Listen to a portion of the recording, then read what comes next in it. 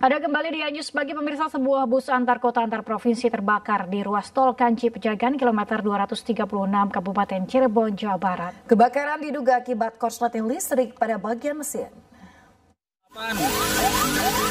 Polsek Ciledug sedang berusaha memadamkan. Sebuah bus antar kota antar provinsi Akas Aurora jurusan Jakarta Jember terbakar di ruas tol Kanci Pejagan kilometer 236 di perbatasan Kabupaten Brebes dan Kabupaten Cirebon Senin malam. Api padam setelah petugas pemadam kebakaran datang ke lokasi dengan mengerahkan 4 unit damkar. Diketahui bus berpenumpang 7 orang ini sempat mengalami kerusakan di saluran BBM. Kerusakan telah diperbaiki dan bus melaju normal. Namun naas api muncul di sisi kanan bus saat melaju di lokasi kejadian diduga akibat korsleting listrik. Menurut keterangan sopir tadi, bahwasanya dari Jakarta itu memang kendala pipa solar. Tapi udah diganti pipa solar baru, dicek aman dan lanjutkan perjalanan lagi. Isi BBM di KM 164 di Majalengka juga masih aman. Setelah melanjutkan perjalanan, tepatnya di kilometer 236, sopir melihat spion ada api dari sisi kanan belakang bus. Tidak ada korban jiwa dalam peristiwa ini. Para penumpang selamat dan melanjutkan perjalanan dengan bus cadangan. Hingga kini polisi masih menyelidiki penyebab pasti kebakaran bus tersebut. Dari Cirebon, Jawa Barat, Toh Iskandar, iNews melaporkan. Salah injak pedal, sebuah mobil yang dikemudikan seorang lansia menerobos masuk toko perlengkapan rohani di Kota Malang, Jawa Timur.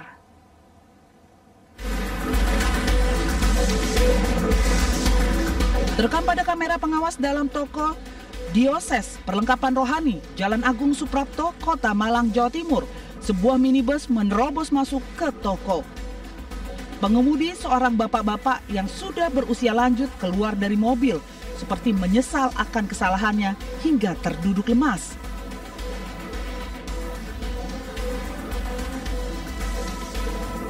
Pengelola toko meyakini tidak ada faktor kesengajaan, tapi murni kondisi pengemudi yang sudah lanjut usia dan salah menginjak gas saat akan memutar balik. Pengemudi dan keluarga pun siap bertanggung jawab untuk ganti rugi. Kita butuh waktu untuk mendata total kerugian yang kami alami dari kejadian kemarin. Namun dari pihak keluarga bertanggung jawab untuk menanggung kerugian yang terjadi. Jadi sekali lagi memang bukan ada unsur kesengajaan, tetapi memang murni karena ya faktor kondisi fisik dari yang bersangkutan. Ketika putar balik itu mau menjaring peluru gas. Jadi menjaring peluru gas, kemudian memang kondisi usia yang lanjut, akhirnya sampai masuk ke toko toko di depannya. Cuman ini masing-masing dia masih bermediasi, bermusyawarah untuk ganti rugi. Kasus kecelakaan ini pun sudah dimediasi oleh Unit Penegakan Hukum Polresta Malang Kota.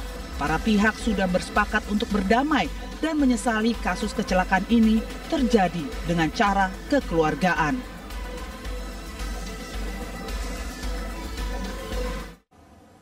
Pemirsa, sidang pra-peradilan penetapan 11 orang masyarakat adat Mabas Sangaji sebagai tersangka oleh Polda Maluku Utara yang digelar di Pengadilan Negeri Sohasil, Kota Tidore, Maluku Utara berujung ricuh.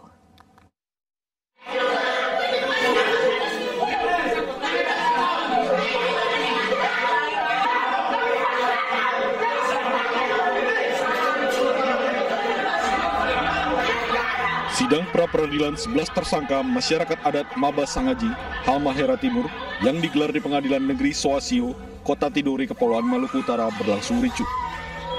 Kericuan terjadi usai hakim membacakan putusan yang menyatakan 11 masyarakat adat Mabas Sangaji sebagai tersangka. Masyarakat dengan penjelasan berjilbab bangsa ini perlu dipertanyakan.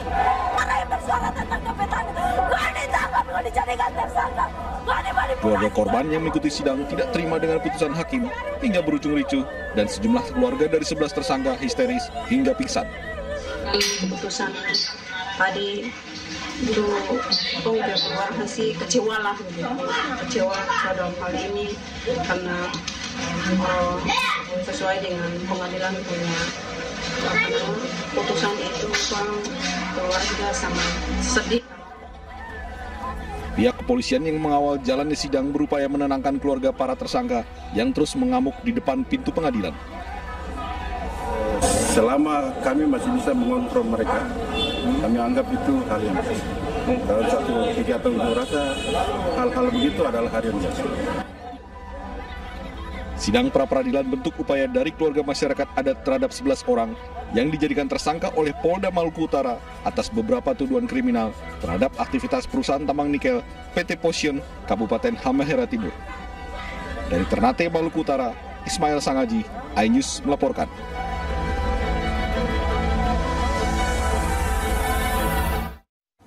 Gara-gara utang piutang, seorang ibu rumah tangga dianiaya 2 teman wanitanya hingga tewas di Cilegon, Banten. Kasus terungkap saat para pelaku membawa korban ke rumah sakit dengan taksi online.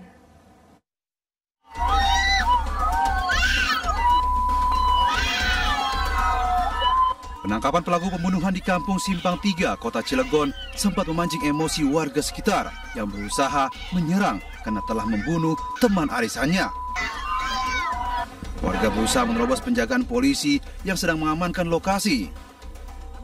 Pelaku dibawa ke kantor polisi untuk menjalani pemeriksaan. Kasus ini terungkap setelah korban tewas dan diantarkan taksi online ke rumah sakit karena diperintah kedua pelaku. Para pelaku beralasan korban sedang sakit.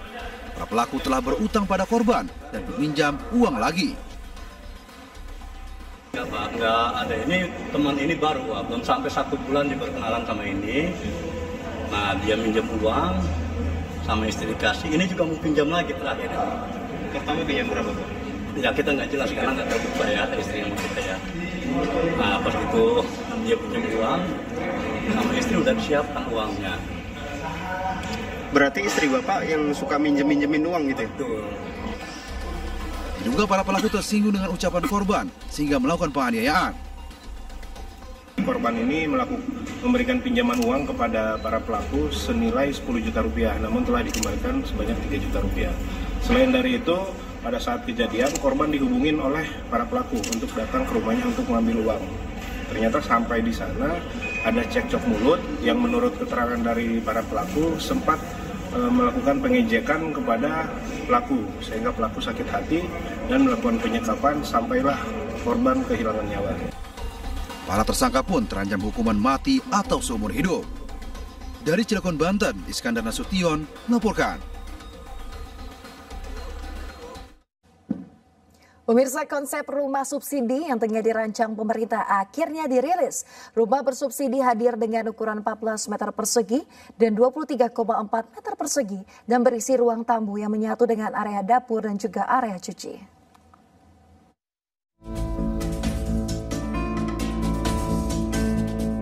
Inilah rumah contoh rumah bersubsidi yang tengah dirancang pemerintah. Rumah bersubsidi ini hadir dengan 2 tipe. Yang pertama tipe 1 kamar tidur dengan luas bangunan 14 meter persegi dan luas tanah 25 meter persegi. Dalam rumah contoh ini berisi ruang tamu yang menyatu dengan area dapur dan cuci, sementara di belakangnya merupakan kamar tidur yang menyatu dengan kamar mandi.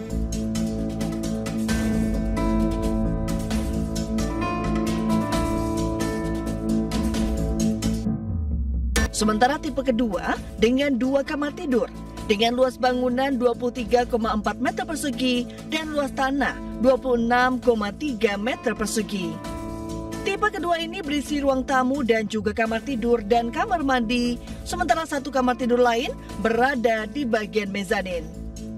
Rumah bersubsidi yang dipamerkan di salah satu pusat perbelanjaan di kawasan Semanggi ini pun menuai sejumlah tanggapan dari para pengunjung.